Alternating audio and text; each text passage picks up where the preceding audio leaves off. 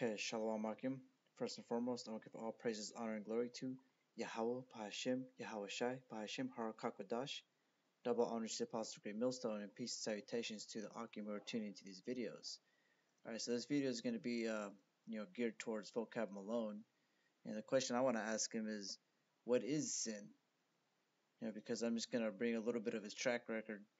I couldn't find the main picture of the video, but I found this one. It says, Vocab Malone exposed in front of GMS. And it pretty much says, Vocab Malone's wild friend who he hangs out with is a crossdresser. He wore his wife's underwear. That's pretty much, all of what I'm going to get from that video.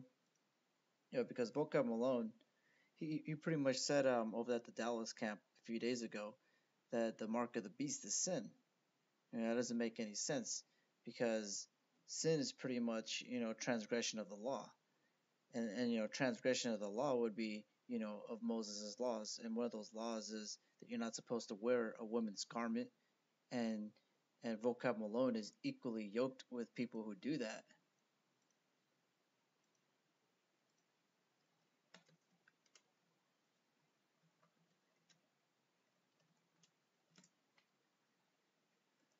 I'll go ahead and pull that precept out real quick, because it's 2 Corinthians 6:14. Be not equally yoked together with unbelievers. And pretty much Vocab Malone, he's an Edomite, and all his friends are Edomite. But this is just, as Apostle Gabar was saying it, that he's just threshing on the great millstone for us to learn from, how not to be, because he's an Edomite, and you don't want to be like an Edomite. He's equally yoked with unbelievers of Moses' law. Because if you're a believer of of the scriptures, you would take the whole roll. To the best of your ability, you wouldn't sin transgression of the law. Continue on, it says, for what fellowship hath righteousness with unrighteousness, and what communion hath light with darkness? And that fellow Vocab Malone and all his friends, they're all in utter darkness. And that's because that's where they're supposed to be, because, they're Edomites. They're not ever going to get this. Alright, so I got this on the blue letter. This is the Greek for sin. It's hamartia. And pretty much I'm going to read this one. It says, to wander from the law of God, violate God's law, sin. And this is iniquity, transgression of the law. And it says anomia. And it says the condition without law, because ignorant of it, because violating of it, contempt and violation of law, iniquity, wickedness. And Vocab Malone, he's not really supposed to follow the laws, but nonetheless he'll break them, even though he's never gotten them with during the time of Moses on Mount Sinai. This is all not for him. That's why he doesn't get it. That's why he shaves his beard. That's why he's going against, namely, the members of Great Millstone. Like, you never see him go against what's that guy's name? I forget his name, but the Apostle Gabar always calls him Saul, and he's always wearing like these gangster jackets and studs, and it's pretty much because he learned at the guy in particular that I'm speaking on, he learned at One West. Yet right now he's saying that the Edomites can make it. So pretty much he's okay in Vocab Malone's book, because the Edomites making it, that's not scriptural, and so is Vocab Malone.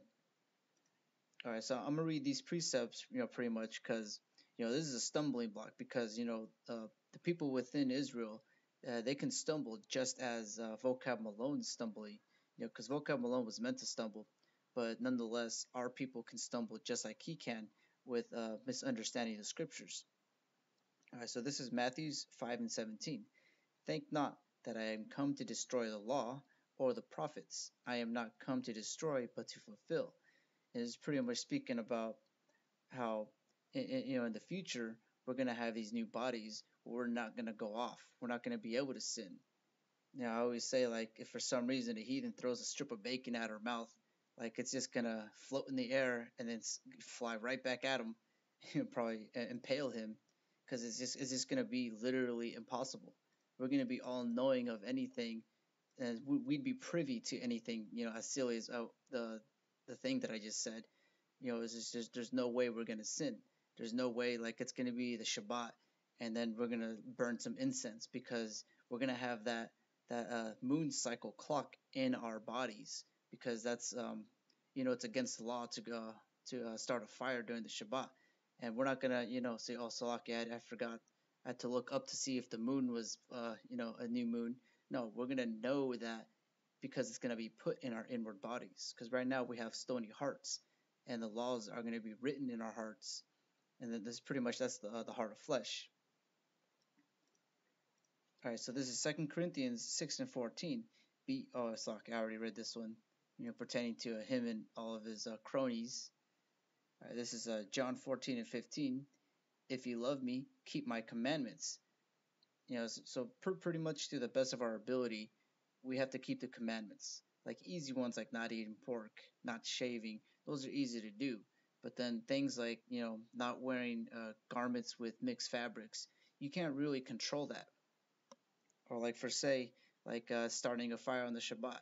If you take a shower the night before the Shabbat, so that you can, also like the night of the Shabbat, so that you can go to work the next day, you're pretty much transgression against of that law because when you take a shower, it be a hot shower, you're gonna turn on a fire when you do that, and pretty much if you go to work smelling, it ain't gonna be good.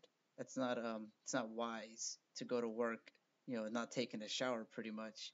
So pretty much in this society, we're always doomed to unwantingly sin. To the best of my ability, I try not to light a fire, but nonetheless, I don't want to go to work smelling like yesterday.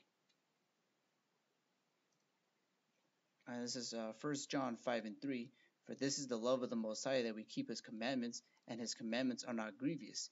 Yeah, because pretty much one of the laws that's not very grievous is shaving, and that's one thing that Vocab Malone is failing. Another law is wearing women's garments, and one of Vocab Malone's cronies failed miserably at that. I don't advise people to wear mixed fabrics, but I'll tell you that it's against the law. Pretty much we're under grace right now, so any accidental laws that you break, you just pray on it, fast, and even for the sins that you unwillingly did, because you never know in Esau society how much pork they put in the foods that you try to eat. Or like if you go to a restaurant, they use the same forks to or socket the same knives to cut the meats. That's why you always gotta pray for forgiveness of the sins you've committed willingly and unwillingly. But nonetheless, these laws are not grievous. They're easy to do, and they're gonna be easy to do as well during socket. 1 second.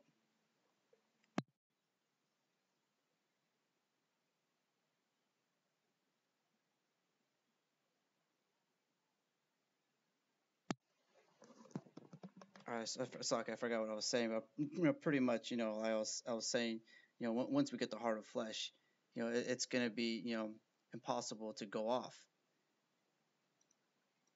All right, so this is Romans 9:4 says, "Who are Israelites, whom pertaineth the adoption and the glory of and the covenants and the giving of the law and the service of the Most High and the promise." It's pretty much speaking about the new covenant, because once we get that new covenant, we're going to establish the law. All right, so this is Hebrews 8, and I'm going to start at 8 going through 12. It says, "For finding fault with them, he saith, Behold, the days come, saith the Lord, when I will make a new covenant with the house of Israel and with the house of Judah, not according to the covenant that I made with their fathers in the day when I took them by the hand to lead them out of the land of Egypt, because they continued not in my covenant, and I regarded them not, saith the Lord. For this is the covenant that I will make with the house of Israel after those days, saith the Lord. I will put Salakia.